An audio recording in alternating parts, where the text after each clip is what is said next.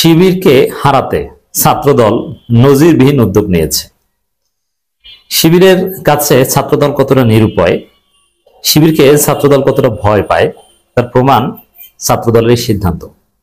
ছাত্রদল দেখেছে শিবিরের কাছে তাদের চারদিকে ভূমিধস পরাজয়, শিবিরের সাথে কোনোভাবেই পারছে না।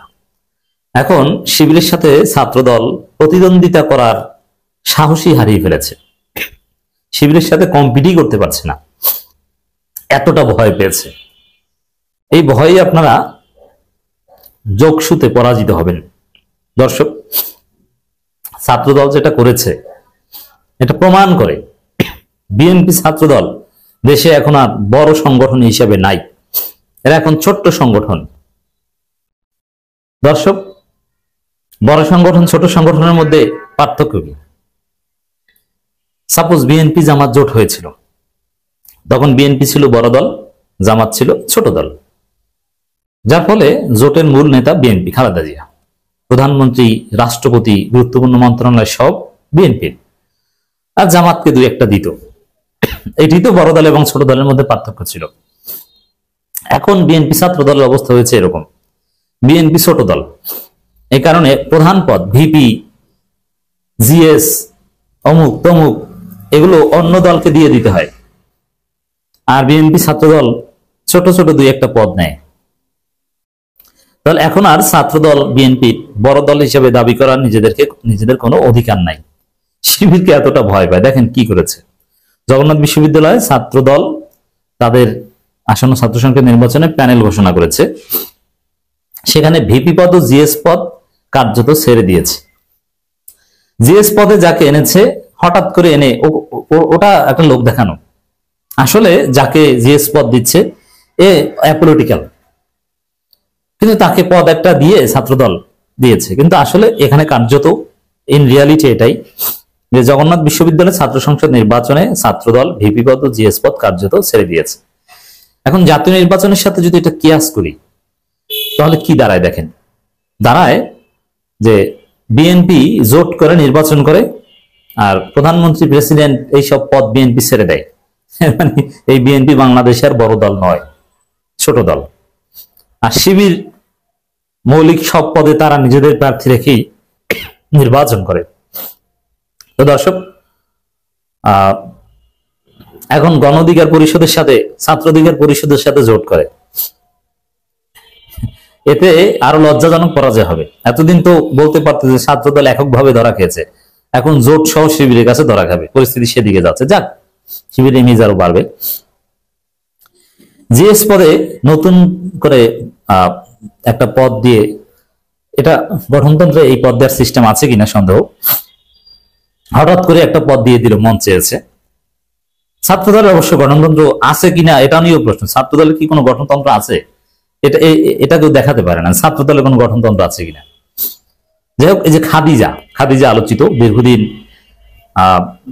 ডিজিটাল সিকিউরিটি আইনে জেল খেটেছেন, মজলুম শিক্ষার্থী। খাদিজার জন্য আমরা অনেক লড়াই সংগ্রাম করেছি। এই খাদিজা কিন্তু বিএনপি করতেন না, তিনি অ্যাপলিটিক্যাল অ্যাক্টিভিস্ট ছিলেন।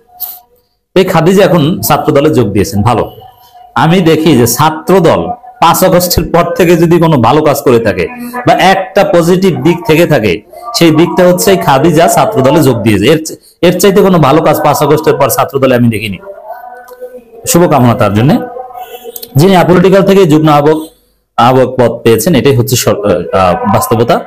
তো সেখানে কি দাঁড়ালো যে ভিপি, জিএস এইসব পদ ছেড়ে দিয়েছে, মানে রাষ্ট্রপতি, প্রধানমন্ত্রী এইসব পদ কার্যত বিএনপি ছেড়ে দিয়েছে জোটের শরিকদের।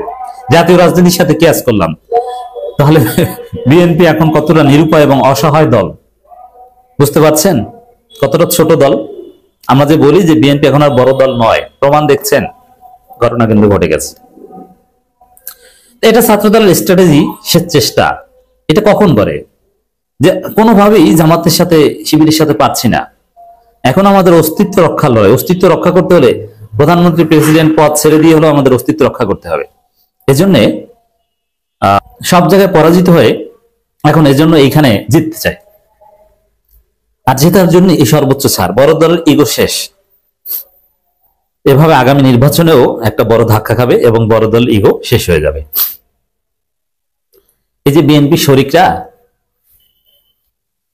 300 আসনের মধ্যে নাকি 220 আসন চায় আগামী নির্বাচনে। এখন তারা আরো বেশি সাহস পাবে যে তোমরা ছাত্র সংসদ নির্বাচনে ভিপিজিএস পদ ছেড়ে দাও, কার্যত জিএস পদ কার্যত ছেড়ে দেয়া, কারণ ডেইলি কোনো সক্রিয় কোনো ছাত্রদল নেতাদের মাধ্যমে করা হয়নি, এটা ভাড়া এনে বা যেভাবে হোক একটা মেকানিজম করা হয়েছে। তবে খাদিজা জিতুক প্রত্যাশা করি, কিন্তু শিক্ষার্থীরা ভোট দেবে শিবিরকে মনে হচ্ছে। কাজ হবে না, এটা ব্যর্থ চেষ্টা, কারণ ছোট দলের সাথে জোটও হয় ছোট দলের, বড় দলের সাথে জোটও হয় বড় দলের। এখন শিবির ছাত্রদল যাদের সাথে জোট করেছে তাদের চাইতে জামাতের জোটে যারা আছে যেমন চরমনায় তাদের শক্তি বেশি, যদিও ছাত্র সংসদ নির্বাচনে শিবিরের সাথে চরমনের জোট নাই, এখানে শিবির একাই 100।